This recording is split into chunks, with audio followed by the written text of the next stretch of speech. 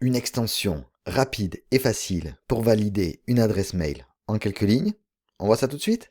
Allez, c'est parti. Si tu fais du Flutter, tu écris souvent, des centaines de fois, les mêmes lignes de code. On arrête ça et on crée des extensions utiles. Allez. Donc ce qu'on va voir aujourd'hui, c'est comment on peut créer en quelques lignes une extension de string qui puisse valider une adresse mail, qui va valider la structure de l'adresse mail. Pour ceci, ce qu'on va faire, c'est qu'on va prendre un projet Flutter simple et je vais lui ajouter cette extension de string. On va lire ensemble ce que j'ai rajouté pour valider de manière stricte et de manière sûre une adresse mail et pour voir si elle est valide. Donc on va avoir ici une extension que j'ai appelée string extension on, donc sur les strings. On a donc ici une variable accesseur qui va vérifier si la chaîne de caractères, donc la string, qui sera this, est une adresse valide. On va donc utiliser ce qu'on appelle les regex ou les expressions régulières standards pour garantir le format. Et donc, l'expression regex qu'on a, c'est ceci.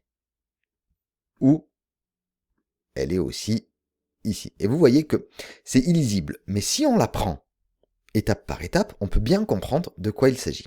Le premier ici, R apostrophe, signifie que on veut une raw string, une chaîne brute, et qui va se terminer, hop, à la fin, ici. Vous la voyez? Avec le dernier guillemet ici. Ensuite, on va voir les ancrages, le début et la fin stricte, qui sont le petit chapeau ici, ainsi que le dollar. Ici et le dollar. Les ancrages, début et fin. Ensuite, quand on a une adresse mail, le tout début, c'est quoi? C'est le nom d'utilisateur. Le nom d'utilisateur sera entre crochets. Il est là. Avec /w /point, qui signifie qu'il va y avoir besoin qu'on ait des lettres, des chiffres, des tirets, des points, et qu'il y en ait au moins une fois. Plus, on va rajouter A pour dire qu'il y a le séparateur arrobase obligatoire, suivi d'entre parenthèses, puis entre crochets, le nom de domaine, vous voyez, qui sera /w plus /point, c'est-à-dire qu'il peut contenir des sous-parties.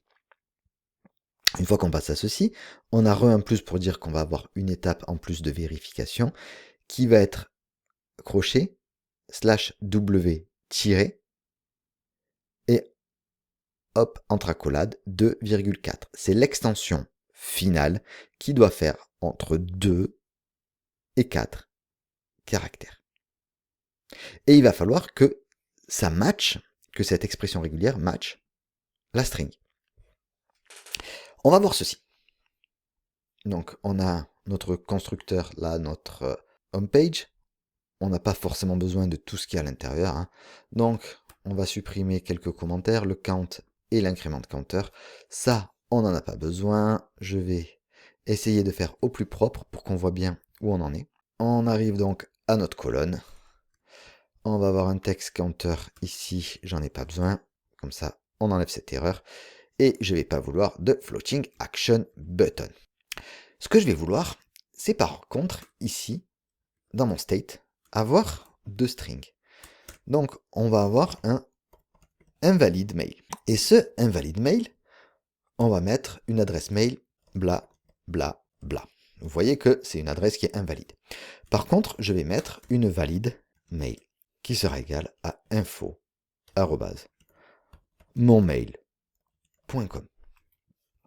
Donc ça peut ressembler à une adresse tout à fait classique. Si ici je m'en sers, par exemple, on a donc notre texte qui sera, et si je mets et valide, deux points.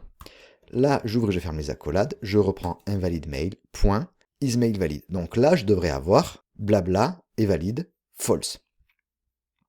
Parfait. Si je reprends ce texte, que j'en mets un deuxième dessous, mais que cette fois-ci, je prends valide mail valide mail. Vous voyez, info-monmail.com est valide, true, parce que l'expression régulière a pu passer à travers l'arrow brut, les ancrages, le nom d'utilisateur qui avait chiffre, lettre, tiret, point, séparateur avec l'arrobase obligatoire, le domaine qui peut contenir des sous-parties et une extension finale qui doit faire entre 2 et 4 caractères. Si j'avais mis par exemple commun ici, étant donné qu'on a 1, 2, 3, 4, 6 caractères, est-ce que j'aurais été valide? False, parce qu'on n'aurait pas été bon au niveau du com. Si j'avais mis arrobase.com, on n'aurait pas été valide non plus. Si je fais mon site à info@monsite.com, là, on aurait été true.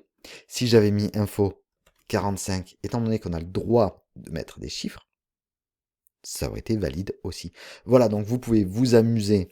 Et est-ce que on pourrait avoir, étant donné qu'on a dit qu'on avait un subdomain, .monsite.com, est-ce que ceci fonctionnerait?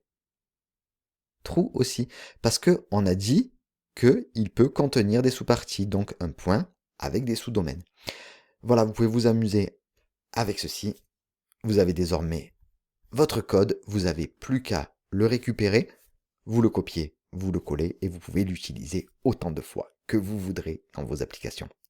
Allez, je vous dis à très vite et codez bien.